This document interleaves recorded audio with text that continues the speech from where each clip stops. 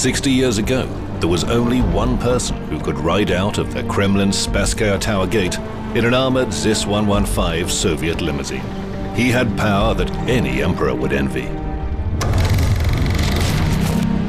This car belonged to Joseph Stalin. Driving home from work was no simple affair for the leader. Stalin used to sit on a special converted seat, protected by guards on each side. He trusted no one. The Soviet leader strictly instructed the driver which way to go, meaning the car would often turn abruptly from the wide avenues onto Moscow's side streets, weaving a long and confusing route. He was ready to kill people, and he did kill them. And if he could do it, he thought they could also act this way. And that idea scared him to death. Stalin's limousine eventually reached a narrow and strictly guarded highway. Many years ago, nobody was allowed here. Local residents had no clue that it hid a facility known only to top officials. This is the Kuntsevo country house, Stalin's personal residence.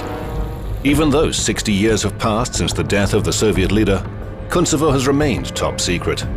Filming has only been allowed here on rare occasions. Stalin spent his last 20 years in Kuntsevo, right up to his death. Historians still puzzle over his mysterious demise. Did he die a natural death, or was someone else involved?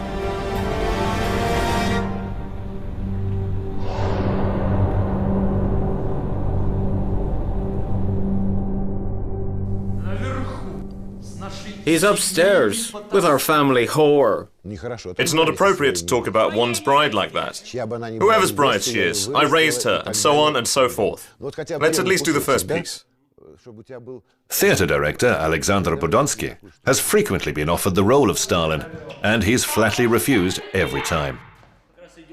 He prefers to work with the classics, looking for parallels with the time of Stalinism. You're so full of it. I can't understand how he can love any of you.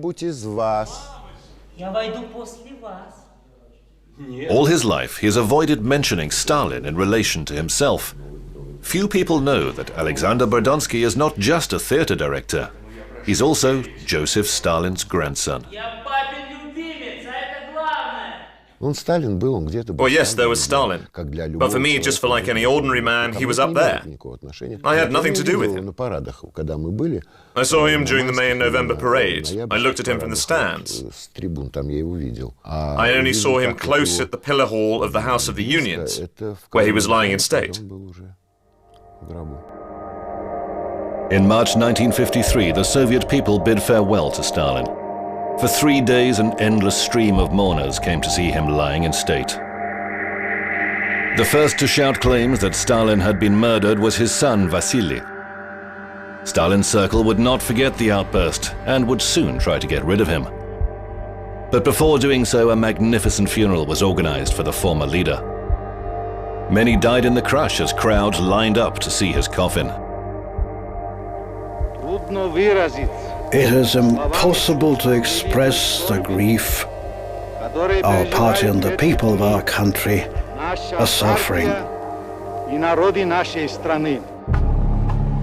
For many years, the Soviet people were led to believe that Stalin had died in his Kremlin apartment, while his country house remained a secret. Only Stalin's inner circle was aware of the circumstances around his death. The leader's descendants have only been able to come here after 60 years. Alexander Berdonsky and Stepan Mikoyan have not seen each other for many years. Stepan is the son of Stalin's closest colleague, Anastas Mikoyan. For the first time, they were invited to Stalin's country house to see with their own eyes where he lived and died. Good day to you. Hello. Glad to see you here. Have you been here before? Many years ago. I've never been here. My father used to be here quite often. Showing them around Stalin's residence is historian Sergei Devyatov. He co-wrote a book about Kuntsevo and knows the place like the back of his hand. I now understand why Stalin had given the order not to clean away the snow under the windows. He wanted to be able to see footprints, as the window sills were very low. There were no such instructions. Well, he could have merely said it. Well, actually, all his words were written down as a rule. Let's start our tour. Let's begin with the small dining room.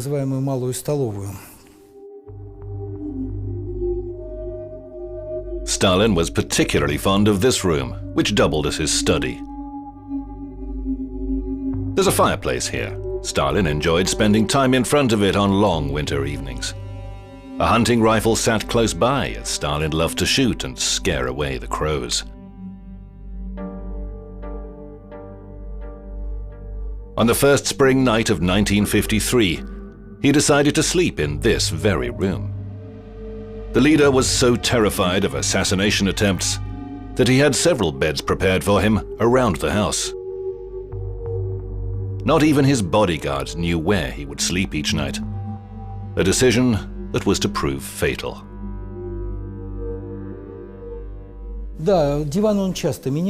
He always slept on different couches. He put a chair and a lamp next to the couch where he was going to sleep, as he usually read a book before falling asleep.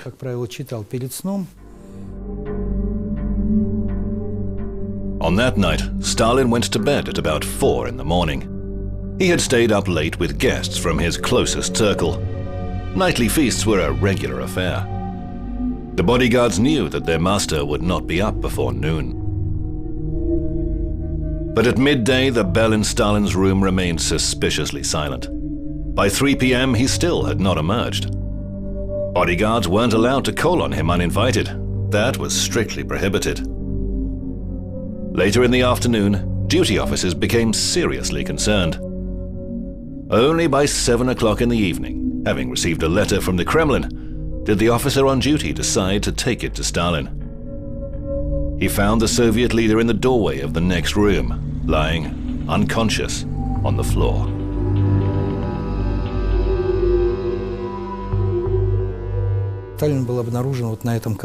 This is where he was found, on this carpet, between the table and the couch. It is still unclear what happened. There was a glass of mineral water here. Stalin was lying there. Most likely he stood up and failed to get to the couch.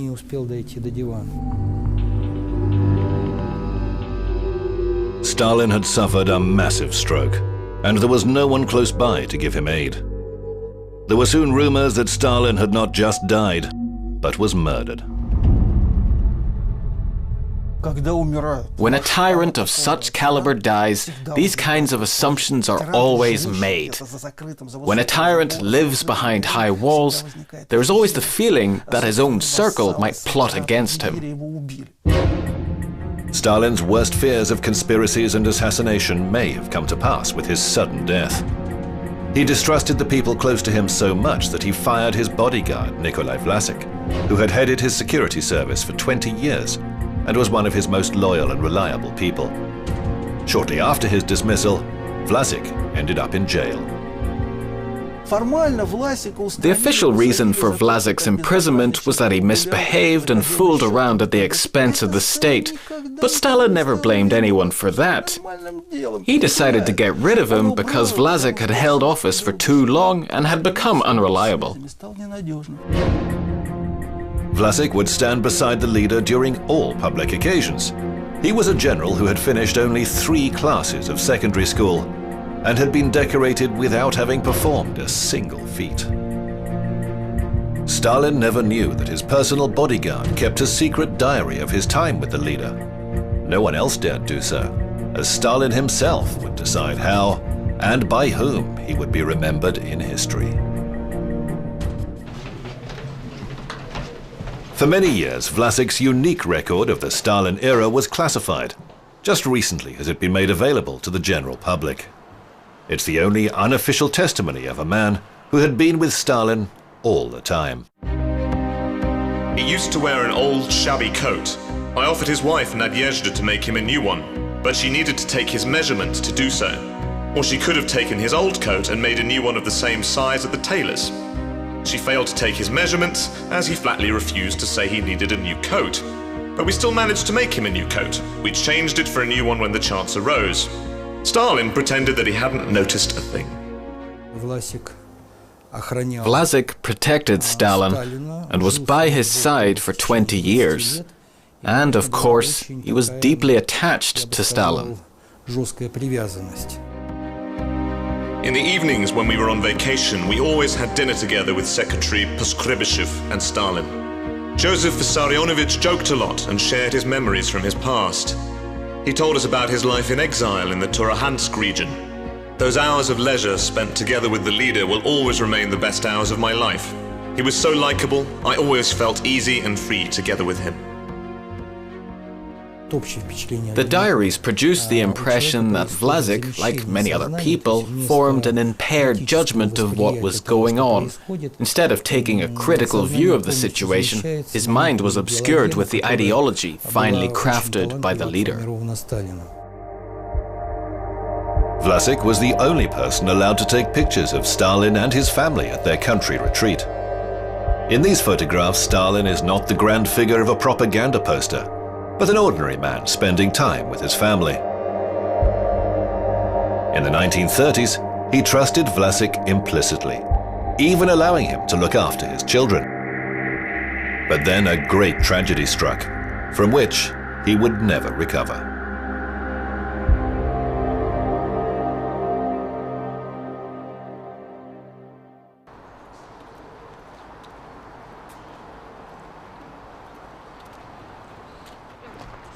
Alexander Budansky visits the Novodevichy Cemetery in Moscow every year. Here, the Soviet and Russian elites, such as author Nikolai Gogol and Boris Yeltsin, are buried. The grave of Stalin's wife and Alexander's grandmother, Nadezhda Alliluyeva, is also here. Do you know the story of the monument? Do you know why her hand is in that position? A very talented sculptor, Shadar, made this monument. That's how he depicted the hand of someone who takes their own life. On the night of November the 9th, 1932, Stalin's second wife, Nadezhda Alliluyeva, shot herself after a fight with her husband. Stalin did not attend the funeral. I think she had no other way out. There was no way she could escape Stalin. And she knew what a blow it was going to be for him. That's why she did it. I think that he did have a sense of guilt. He may have blamed the circumstances and her nature, but he certainly did have a sense of indirect guilt. The man who was said to have a heart of steel hardened even more. Just a few years later, the country was swept by a wave of repression, taking with it the old Bolsheviks, the cream of the intelligentsia, generals of the armed forces, and all surviving relatives of both Stalin's wives. After Nadezhda's death, Stalin would never marry again. Well, he believed that she betrayed him. Well, it's human not to blame oneself. He distanced himself from his children and moved to the Kuntsevo country residence, leaving his daughter and son at his former home with a babysitter and Nikolai Vlasic, his chief of security. Stalin was deep in grief after his wife's death, who was also his dear friend. His children were little at that time. Being a very busy person, Stalin could not afford to give them a lot of attention. So he had to entrust the upbringing of his kids to housekeeper Karolina. She was a well-bred woman who was very fond of his children. When both of them grew up and started school, part of the responsibility for them also fell on me. He sank into solitude. Deep in his heart, he was lonely even before that, just like any person striving for power. But after his wife's death, he became lonely in every sense of the word. No one could ever replace his wife. He went to bed later and later every night, inviting people round to keep him company. Before his wife's death, Stalin's inner circle used to visit him with their own wives. But after Nadezhda Alliluyeva passed away, It became a men-only affair. The large dining room in the Kuntsevo country house was the center of the famous night feasts. Stalin made his guests dance. The dining room still has the gramophone presented to him by Churchill, on which Stalin played the records of his favorite songs. He was taken there from the small dining room after his stroke. An improvised medical center was organized here. People were trying to figure out what to do. By the 3rd of March, it was clear that his brain had suffered irreversible damage.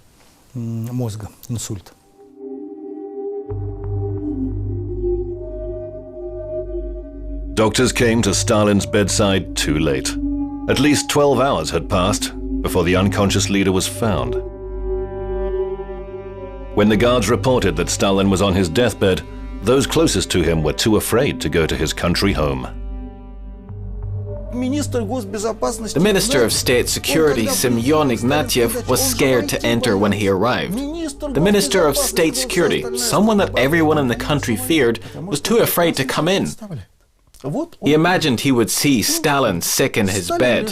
He'd open his eyes, look at him, and say, "Why are you here?"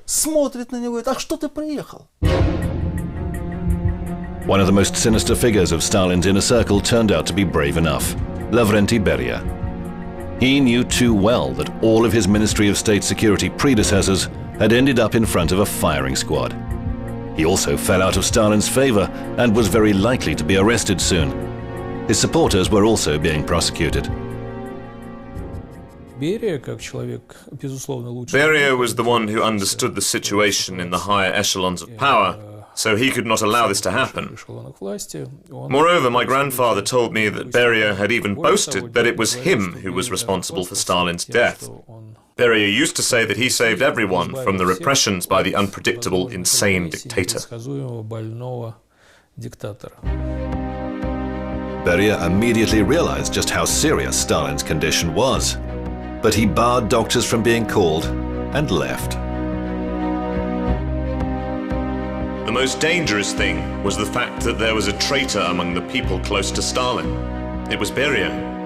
He was an experienced and cunning enemy who cleverly disguised his motives, and Stalin trusted him. That was his big mistake. Beria had long been striving for power and resorted to all possible ways one could think of. He was capable of anything. It was not just Beria, but every one of Stalin's associates who had reason to see his demise. Vyacheslav Molotov and Anastas Mikoyan were particularly fearful of arrest. Stalin, terrified of conspiracy against him, decided to completely restructure his circle, and at the same time to intimidate the people of his country once again. Our families, friends, colleagues, hundreds of people could have been affected. Now it is even hard to imagine that it could really be the case. When he was given a list of women, not the enemies of the people, but their wives, he easily signed that list and ordered them all to be shot. How could a person be so cruel? Vyacheslav Molotov, the man who had signed the secret protocol on the division of Europe with the Nazis, had further reason to hate the head of state. Stalin had sent his wife, Polina Zhemchuzhina, to a gulag. Molotov himself was deprived of any real power, and preparations were already being made for his arrest. Molotov's grandson owes his own birth to Stalin's death. Both Molotov and Zhemchuzhina were great at surviving. When they saw the first signs that my grandmother was going to be arrested soon, they came up with a plan. They got divorced and parted ways. It was their only chance for survival. And the plan worked. That's how my mother stayed alive and gave birth to me. Many people surrounding Stalin had motive for murdering him. However, some didn't have the courage, while others lacked the opportunity. Stalin always replaced people in his cabinet before they had the chance to hatch a plot. The leader deprived himself of family, friends, and relatives. He replaced them with senior party members who were very much afraid of him. As he died, suddenly it seemed to them that he had opened his eyes and raised his hand. So they kneeled down in fear immediately. They thought he would ask them why they had gathered at his bedside. Stalin had fallen victim to the very system he had built, in which everyone was mortally afraid of him, including the people closest to him. While Stalin teetered between life and death, those around him were already dividing up power. Stalin fought the inevitable for 4 days. The Soviet leader was pronounced dead on March the 5th, 1953.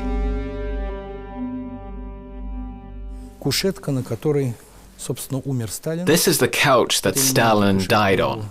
Didn't you mean there? No, the doctors asked to move him here, and that's where he died.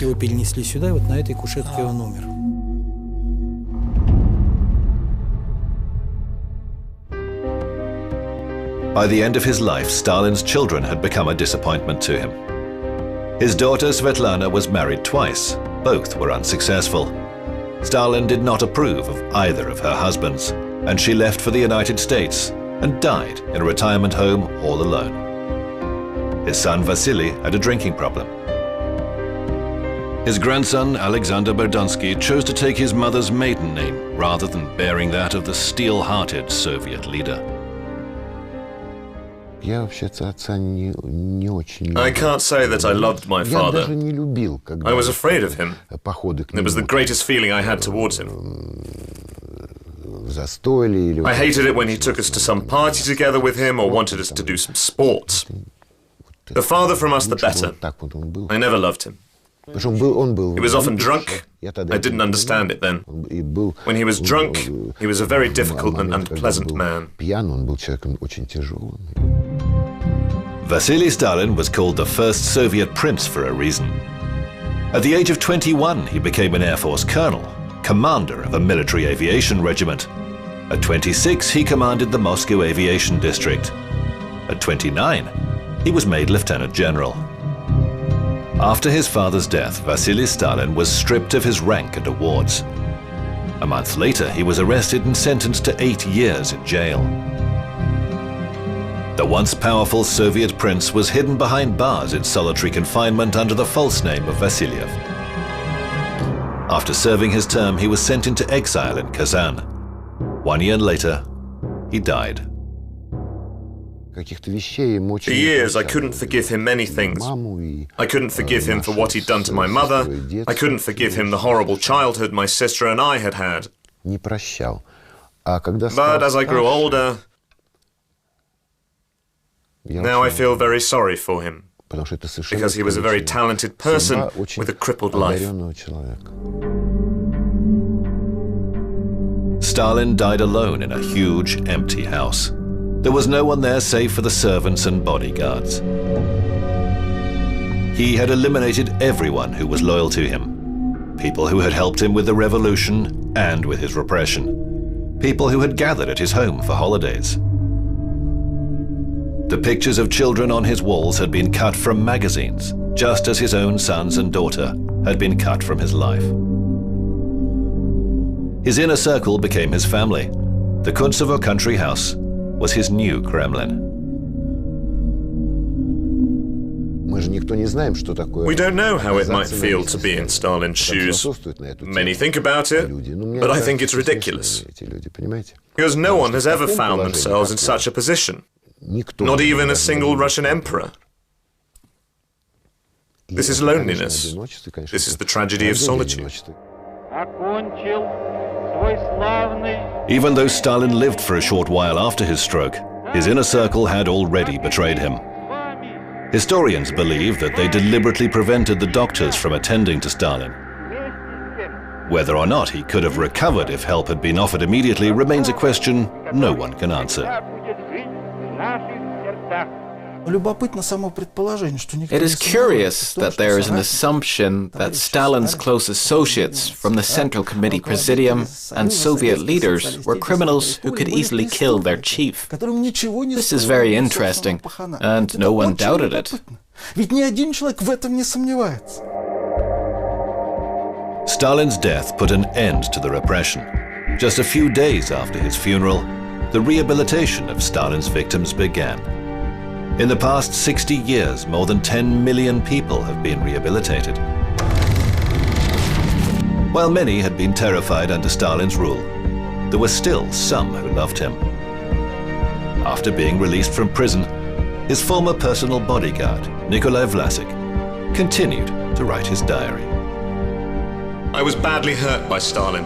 After 25 years of excellent work without making a single mistake, receiving only rewards and acknowledgements, I was thrown into jail. Despite my endless devotion, he threw me into the hands of enemies. But never, not a single minute in my life, no matter what state I was in, did I have a grudge against Stalin.